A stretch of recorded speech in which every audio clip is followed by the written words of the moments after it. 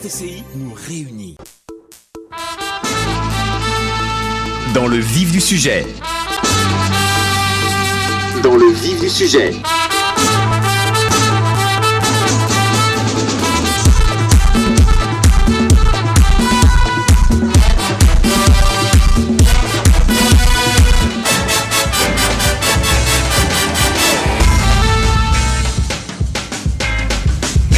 8h03 sur les ondes de RTCI, il est là, il est toujours dans le vif du sujet, c'est mon ami Anis Moraï, bonjour. Bonjour Arlem, bonjour à toutes les auditrices et auditeurs de RTCI. Comment on se retrouve? Après longue des retrouvailles très chaleureuses. Tout à fait, et grâce à toi, en ce lundi 28 novembre, nous avons le plaisir et l'honneur d'accueillir chez nous à RTCI, au Studio 1, son Excellence, l'ambassadeur de France en Tunisie, Olivier Poivre d'Arvor. Votre Excellence, bonjour. Bonjour, c'est un plaisir et un honneur partagé. Voilà. Tout le plaisir est pour nous. Alors, grâce à notre ami Anis Moraï, il sera question aujourd'hui avec vous d'actualité. Nous allons parler de cette conférence internationale de l'investissement. Nous allons parler francophonie. Anis, l'antenne est à toi. Alors, que peut-on dire de notre illustre invité qui vient de prendre la tête de la mission diplomatique française en Tunisie, homme de culture confirmé et en sillonné le milieu de fond en large. Le nouvel ambassadeur de France en Tunisie est un fervent défenseur de la francophonie dont il a fait son cheval de bataille pour le mandat qui vient d'entamer dans notre pays. Un programme ambitieux à mettre en œuvre et qui tombe à point nommé avec la désignation de la Tunisie hier même pour abriter le sommet international de la francophonie en 2020, un sommet exceptionnel qui coïncidera avec le 50e anniversaire de la création de l'Organisation internationale de la francophonie. Yes. Mais bien qu'animé de bonne volonté, surtout de bonnes actions pour asseoir une politique diplomatique, culturelle et qui redore le blason d'une francophonie qui ne cesse de dégringoler, son Excellence était à l'origine de propos que l'opinion publique tunisienne a trouvé désobligeants lorsqu'il considéra dans une interview qu'il a donnée à nos confrères du radio RTL le 30 août dernier qu'il a pour mission principale d'assurer la sécurité des Français qui se trouvent en Tunisie et que la Tunisie est parmi les pays dont on sait qu'ils sont fournisseurs de djihadistes. Des propos que son Excellence a balayés d'un revers de main vendredi dernier lors d'une sortie médiatique dans une chaîne tunisienne arabophone lorsqu'il a considéré qu'il faut miser sur la destination Tunisie et que les voyages dans notre pays ne seront plus déconseillés mais recommandés. Les relations entre les deux pays sont des plus privilégiées, il n'en demeure pas moins que son Excellence est déterminé à les rehausser et il a de très fortes chances d'y parvenir. Voilà, c'était l'introduction de notre ami Anis Moraï qui donne le ton à cette interview. Votre Excellence. J'ai jamais dit ce que vous dites, puisqu'on m'avait demandé quelle était la mission de l'ambassadeur vis-à-vis des compatriotes français. J'ai dit en effet assurer la sécurité des Français.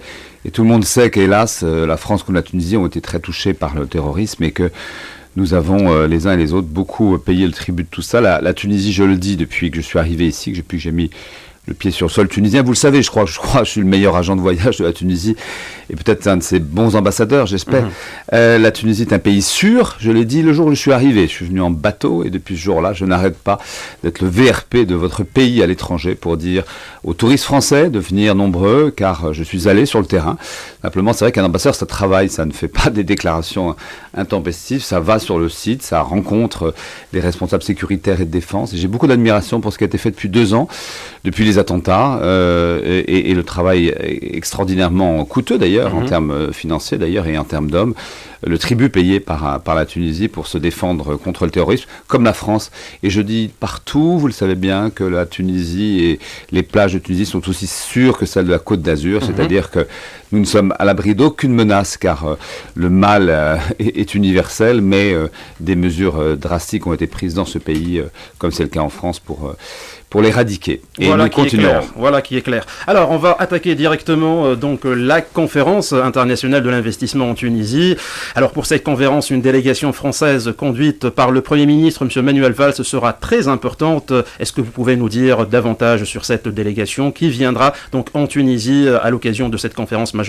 Vous savez, la France est le premier partenaire, premier fournisseur, premier client de la Tunisie dans le domaine économique, ça on le sait. Mais c'est pas demain que ça sera plus le cas, et donc c'est une présence politique forte, puisque c'est pas un ancien président, c'est le Premier ministre en exercice en France qui vient ici avec le président de l'Assemblée. Donc, et puis surtout, c'est leur idée et c'est notre idée à nous tous, avec 250 entrepreneurs français qui, pour certains, sont ici déjà, ont déjà des affaires, et je dois noter d'ailleurs avec optimisme qu'entre 2011 et 2015, 2015-2016, les 1300 entreprises qui étaient en Tunisie sont restées et les 135 000 emplois qui étaient générés par cette présence française ont été maintenus. Donc, malgré les vicissitudes de la révolution, malgré justement ces sujets de terrorisme, la place tunisienne reste une place sûre et stable pour la France. L'idée, c'est pas ça. L'idée, c'est d'en avoir beaucoup plus et de passer d'échanges qui sont à 7 à 8 milliards par an à 10 milliards relativement rapidement.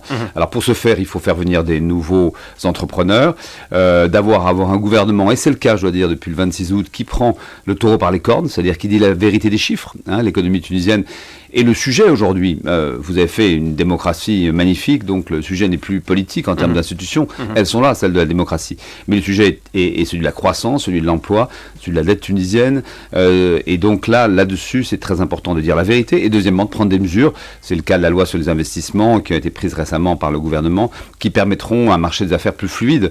Et finalement, dans le fond, d'amener des investisseurs, je pense, dans le domaine de la santé, dans le domaine des nouvelles technologies, dans le domaine du numérique, et il y a quelques beaux accords qui vont être signés pendant cette conférence. Alors, si les échanges commerciaux entre la Tunisie et la France sont importants, comme vous venez de le dire, il n'en demeure pas moins que le soutien promis à la Tunisie demeure en dessous des attentes. 60 millions d'euros de dettes converties en projet avec notamment la construction de l'hôpital de Gafsa.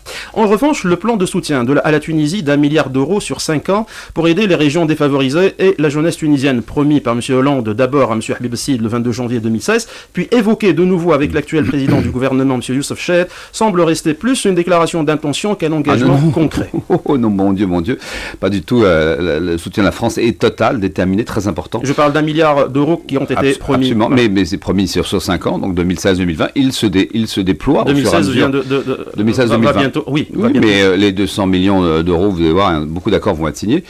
La situation est très simple. Nous avons décidé, et c'est acté, gravé dans le marbre, de consacrer 1 milliard d'euros, donc 250 millions d'euros environ par an, à ce pays. Voilà, c'est beaucoup. On ne le fait pas avec les voisins et pas avec d'autres. Bon, première chose, c'est très important. Deuxièmement, on a trouvé des moyens supplémentaires à travers un projet de reconversion de dette pour construire un hôpital. 60 millions d'euros. C'est pas mal quand même, on va en faire d'autres encore.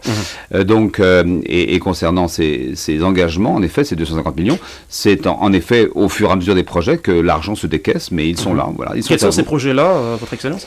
Les projets vont être signés par un certain nombre de partenaires, notamment l'AFD, l'Agence française de développement, qui porte qui est notre opérateur en fait en termes de développement et qui porte sur des investissements, des infrastructures, de l'emploi, de la formation professionnelle, toute une gamme extrêmement diverse. Je crois qu'un certain nombre d'accords, je crois savoir, quand je dis un langage diplomatique, vont être signés à l'occasion de la visite de Manuel Valls entre lui-même et Youssef Chahed, donc dès ce soir, puisque... Le président du gouvernement tunisien. Voilà, absolument, le chef du gouvernement et le Premier ministre, donc ils se rencontrent ce soir. Il y a une relation forte qui s'est nouée.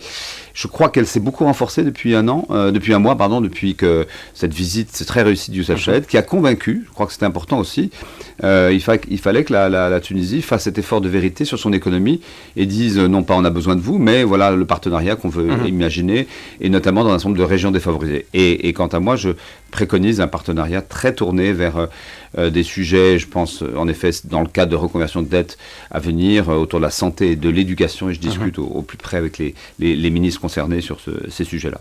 Alors, s'agissant d'éducation, la francophonie, le plan de son excellence pour redorer le blason de la francophonie en Tunisie, on va essayer de le connaître. Vous avez été aux côtés donc, du ministre de l'Éducation nationale, Neji Jalloul, du ministre donc, de l'Enseignement supérieur de la Recherche scientifique, M. Slim Khalbous, ce samedi dernier, à l'occasion donc, du 4e salon, voilà, donc Campus. Alors, vous le savez mieux que moi, la Tunisie est en train, donc la francophonie est en train de dégringoler en matière donc de francophonie. L'âge, je dirais, des francophiles est en train aussi d'avancer. Aujourd'hui, il se situe entre 35 et je dirais 60, voire donc plus. Votre plan d'action par rapport à la francophonie en Tunisie, à sa promotion. Moi, je vais vous dire, j'adore ce pays, mais j'adore ce pays. Vous ne pouvez pas savoir à quel point je suis amoureux de ce pays qui s'appelle la Tunisie. Il y a une chose que je ne comprends pas, c'est votre pessimisme. Parce que... les choses telles qu'elles sont. On aurait les Occidentaux. Les choses telles qu'elles sont. La réalité... Mais moi, je vais vous dire les choses telles qu'elles sont, si vous voulez bien, parce que vous m'avez posé une question, je vous y réponds. D'abord, oublions 30 secondes la Tunisie. La francophonie, c'est une affaire qui marche et qui marche très très très bien. C'est important de le dire. Aujourd'hui, il y a 220 millions de francophones dans le monde, 120 millions dans le Nord. Belgique, Suisse, France, Canada, bon, en gros l'Europe et l'Amérique du Nord, et puis 100 millions dans le sud, Maghreb, Afrique subsaharienne.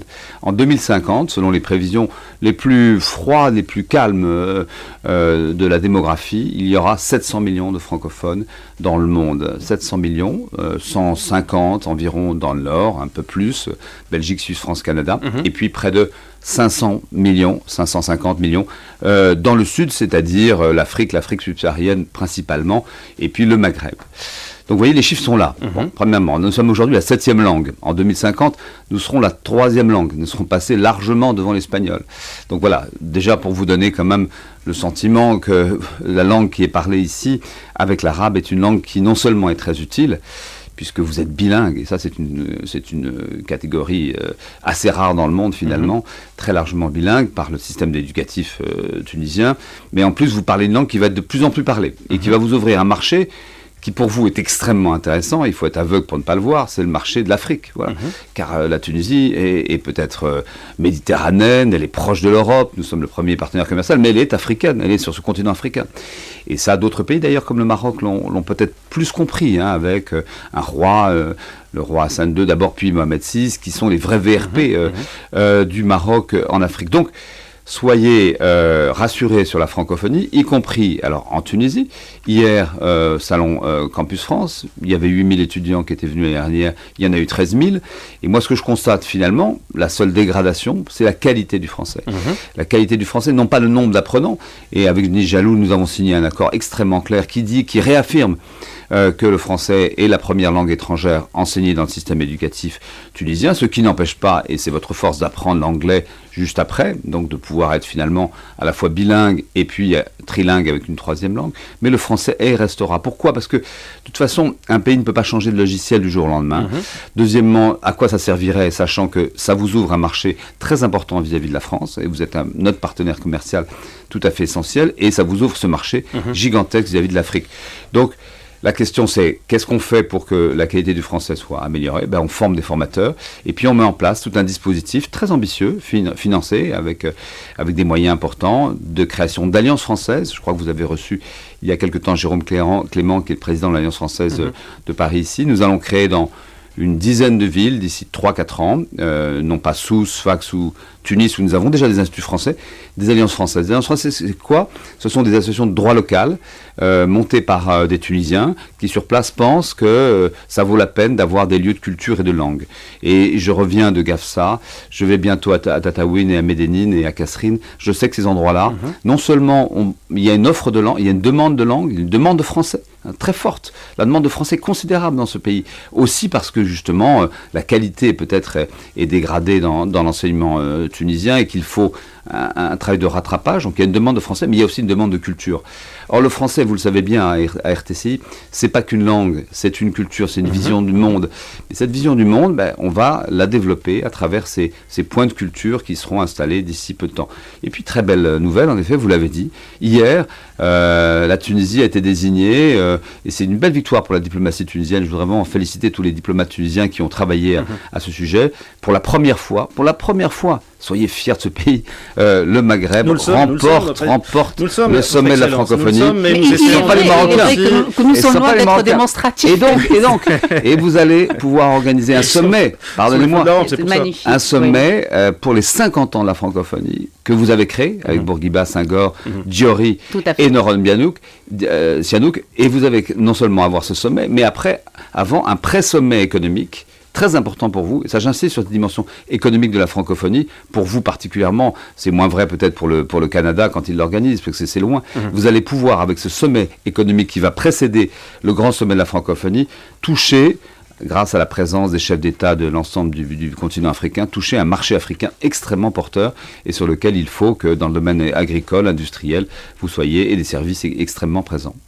Alors Anis, peut-être avant de continuer cette interview, je rappelle aux auditeurs qui nous écoutent, qui sont en train de nous suivre en direct sur Facebook grâce à notre ami Rim Tabessi qui vient d'arriver. Vous nous suivez également via nos différentes fréquences, mais également sur le www.rtci.tn. Anis Moraï pour Dans le vif du sujet pour ce lundi jeudi 28 novembre 2016, reçoit pour nous son Excellence l'ambassadeur de France en Tunisie, Olivier Poivre d'Arvor. Nous parlons avec lui d'actualité. On a évoqué la conférence internationale de l'investissement. On est en train de parler francophonie. Anis Mola, et peut-être pour tempérer un tout petit peu, il est vrai que nous parlons de moins en moins bien le français malheureusement, mais c'est le cas aussi pour l'arabe, et c'est pas dit qu'on parle aussi bien l'anglais. Donc c'est un problème qui touche à l'enseignement des langues de façon générale en Tunisie. Ce qui est très intéressant aussi, c'est de savoir que pas mal d'universités de renommée internationale viennent, donc anglophones, viennent en Tunisie. Je parle de Harvard, je parle du MIT. Oui, mais... Et là, je dirais, le marché, son Excellence a parlé tout à l'heure donc des opportunités, mais les anglophones aussi sont en train de se mettre sur donc le chemin pour ouvrir aux Tunisiens également, donc dont certains excellent très bien dans leur domaine, donc ces opportunités-là, et c'est pour cela que je pose la question donc à son Excellence. Voilà. Alors moi je ne suis pas, c'est pas parce qu'on est les premiers qu'il faut se dire c'est bon, on va continuer à parler français toujours de la même manière. Il faut être actif. Moi je suis un ambassadeur proactif et je ne veux pas être observateur d'une relation, mais acteur de cette relation. Je veux que notre pays soit vraiment acteur de cette relation. Alors évidemment heureusement qu'il y a des entreprises, il y a des universités allemandes ou britanniques ou peut-être américaines qui sont ici, mais tellement moins. Vous savez, il y a je crois 15 000 étudiants tunisiens qui viennent chaque année en France. C'est bien parce qu'elles y trouvent un intérêt, beaucoup d'ailleurs pour des formations dans le domaine des affaires, du business, ou d'ailleurs, vous savez, en France, on parle l'anglais, hein, donc c'est très utile aussi d'aller dans ce pays-là pour parler plusieurs langues. Et donc, je suis très confiant, en tout cas, puisque hier, j'ai eu une longue journée consacrée à des rencontres avec des représentants de l'Université technologique de Compiègne, avec l'idée de créer un gros ensemble d'universitaires technologiques franco-tunisiens qui sera installé à Sfax et à Tunis et qui balayera toutes les inquiétudes que certains peuvent avoir, car franchement, on n'a jamais autant parlé le français dans le monde, on n'a jamais autant parlé en Afrique, et vous verrez qu'avec un travail de formation de formateurs, à travers un soutien très fort aux régions, dans les villes, aux universités, et au système de l'école primaire, comme on souhaite le faire avec Neji Jaloul, je pense que très vite, la bonne nouvelle d'un français qui sera mieux parlé. Mais vous savez, le français, il est moins bien parlé en France aussi, donc il ne faut pas vous inquiéter. Je suis très impressionné parfois de certaines locutions que je retrouve ici, que je parlais quand j'étais jeune et qui sont moins parlées en France. Donc je crois que, en tout cas, le français pour vous est une arme, un outil, formidable développement. C'est pas le seul, il y en a d'autres. L'anglais est une langue, l'espagnol. Et à nous d'apprendre aussi bien l'arabe que vous apprenez le français. Et on pourra être content de nous, voilà. Alors, les relations entre la Tunisie et l'Union européenne, le prochain sommet tuniso-européen s'ouvrira à Bruxelles jeudi prochain, soit le 1er décembre, et la question de l'accord de libre-échange complet et approfondi à l'ECA sera certainement à l'ordre du jour. Est-ce que la France, je vais directement donc à la question, est-ce que la France soutiendra une proposition de la Tunisie pour assouplir l'entrée dans l'espace Schengen des ressortissants tunisiens si cette demande venait à être proposée dans les négociations ? Écoutez, moi je pense qu'il y aura un monde de toute façon dans quelques années, très difficile de dire quand, où le monde sera ouvert, où il y aura non seulement un open sky, je crois que c'est prévu pour le printemps chez vous dans votre pays, mais il y aura une relation très fluide où la notion même de visa paraîtra archaïque. Donc je pense que tout ça va être négocié en effet lors des discussions qui auront lieu lors de la visite que le président Essebsi va faire, je crois, le 1er décembre à Bruxelles, où il sera reçu par des différents parlements et présidents européens. Nous avons une position avec les Européens qui est très solide, y compris sur la négociation sur la LECA. Vous savez, il y a eu, je crois, un certain nombre de débats ici d'ailleurs, vous avez raison, il faut ouvrir le débat, c'est très important que la société civile puisse intervenir.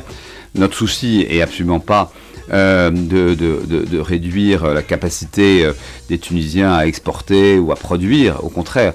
C'est probablement à travers un échange qui, de toute façon, avec l'Europe est extrêmement important. Je crois que 70% des échanges dans le domaine industriel ou agricole de la Tunisie se font avec l'Europe. Et c'est de permettre, à travers des règles plus claires, que ce marché soit plus fluide. Probablement aussi peut-être de relever le niveau d'un certain nombre de productions ici tunisiennes. Toutes les économies doivent en permanence penser à se moderniser et certainement pas déstabiliser la vie quotidienne des Tunisiens. C'est au contraire leur permettre une plus grande intégration dans un espace euro-méditerranéen qui est extrêmement avantageux et dans un marché qui, là je le rappelle, et c'est votre force Tunisie. Vous avez un marché africain et un marché européen de 500 millions de consommateurs qui est déjà en partie le vôtre, mais qui peut l'être beaucoup plus. Alors, des courants nationalistes sont en train de gagner du terrain en Europe. Vous n'avez pas de crainte pour que ces accords-là donc capotent ou n'arrivent pas à échéance. Donc, on a vu ça en Autriche, on a vu ça donc dans les pays scandinaves. Vous-même donc en France, il y a des courants donc d'extrême droite et puis il y a la droite aussi assez conservatrice qui va éventuellement donc être dans les présidentielles, dans les prochaines présidentielles de mai 2017. Est-ce que cet état de fait ne vous fait pas craindre donc que ces accords n'arrivent pas ou que ces accords-là ne soient pas réellement donc équilibrés entre la Tunisie et l'Union européenne? Non, d'abord, je crois que l'ALECA ne résume pas la relation entre la Tunisie et l'Europe, loin de là. La relation, elle est politique, elle est financière, elle est de jeunesse, d'accompagnement, d'une série de mesures. Et l'ALECA qui va être rediscutée à partir du mois de janvier, ça prendra le temps qu'il faut d'ailleurs, avec des négociateurs, sera pensée à l'avantage commun de l'Europe et de la Tunisie. C'est notre souhait, évidemment, le plus grand. Quand vous parlez en effet des nationalismes, qui sont un souci qui existe partout dans le monde, notamment en Europe, là, depuis dernières Trump élections, aussi, hein. Absolument, il faut les combattre. Il faut les combattre parce que ce monde, et vous êtes un bel exemple, est un monde d'échange, un monde globalisé qui respecte en effet les particularismes de chacun, la singularité. Et Dieu sait si la France tient à son exception culturelle, un centre de tradition, comme vous tenez à vos traditions. Mais en effet, ce monde-là me paraît pas menaçant, en tout cas pour l'UE, qui est un espace extrêmement ouvert et qui l'a montré avec l'intégration de pays en 2004 venant de l'ancien bloc soviétique et qui, je crois, dans sa politique de voisinage, veut repenser cette politique. Et vous êtes en quelque sorte les plus évidents pour nous, mais aussi parce que vous parlez aussi une autre langue que la langue arabe. Je crois que vous êtes dans un espace très privilégié de cette relation avec l'Europe et je ne vois absolument pas d'inquiétude pour les années à venir dans des accords qui fermeraient nos frontières, loin de là. Alors, votre passage au gouvernorat de Gafsa a été très médiatisé, donc nous avons entendu cela, vous avez vous-même partagé sur votre page Facebook, donc je dirais ces accolades avec donc les autochtones, avec les populations de Gafsa. Alors, pourquoi cet intérêt d'abord pour Gafsa, qui était l'une des premières donc, régions que vous avez visitées? Écoutez, vouloir résumer la Tunisie à Tunis, c'est une grave erreur. Moi, je pense, et là, je suis encore extrêmement optimiste, vous ne m'en voudrez pas ce matin pour votre pays, parce qu'il va se passer quelque chose de formidable. C'est la décentralisation. Vous n'imaginez pas, enfin, moi je le sais, puisque j'ai vécu, je suis un petit provincial, et en 1980, j'ai vécu la décentralisation en France. Hein. J'avais l'impression d'être au bout du monde dans ma Bretagne et dans ma Champagne natale et dans ma Bretagne d'origine. Et puis tout d'un coup, les trains sont arrivés, tout d'un coup, les moyens, il y a eu des exécutifs locaux. Il va y avoir des élections locales, hein, ça, c'est prévu pour la fin 2017. Je pense que les délais sont tenus. Vous aurez donc des exécutifs, des maires, puis après des présidents de région, c'est prévu par la Constitution, qui vont défendre des régions. Aujourd'hui, elles ne sont pas suffisamment défendues parce que, dans le fond, la Tunisie, c'est une sorte de capitale-État, qui est Tunis, qui, dans le fond, a une politique pour les régions, mais les régions doivent se prendre en main. Et à partir de ce moment-là, il faut être présent. Et donc, moi, je veux que la France ait un coup d'avance et que nous ne soyons pas, comme vous le laissez entendre parfois avec la francophonie, un coup en retard ou un coup derrière. Pas du tout. Un coup d'avance, ça consiste à parier sur ces régions, y compris les moins favorisées. Gafsa n'est pas favorisée. Elle l'a été autrefois. Gafsa était une grande ville, y compris dans le domaine de la culture. Il y a quelques décennies, eh bien, elle va le redevenir, parce que d'abord le phosphate repart à l'extraction. J'ai voulu voir sur place exactement ce que me disait M. Fadel Abdelkefi ou M. Chahed était vrai. Eh bien, ils ont raison. Oui. Ils ont tout à fait raison. C'est reparti. Et puis, nous avons, donc décidé de construire un hôpital pour permettre à l'hôpital actuel de mieux traiter les patients de la région. Nous allons essayer de traiter avec l'AFD une question de liaison ferroviaire pour acheminer le phosphate vers Gabès. Donc investir, et y compris investir dans l'éducation, créer une alliance française. Et puis dans les années à venir, amener des entrepreneurs, des chefs d'entreprise. Et la réunion qu'a fait le président Béji Caïd Essebsi il y a maintenant 3 jours à Carthage pour inciter les investisseurs tunisiens à investir dans les régions, nous allons la faire, nous, avec les Français et les Européens, pour qu'ils investissent non pas uniquement à Tunis, la Marsa, mais dans ces régions. Elles sont nombreuses, Djendouba, le Kef, et dans les 3-4 mois à venir, je crois que j'aurai vu l'ensemble des gouvernorats.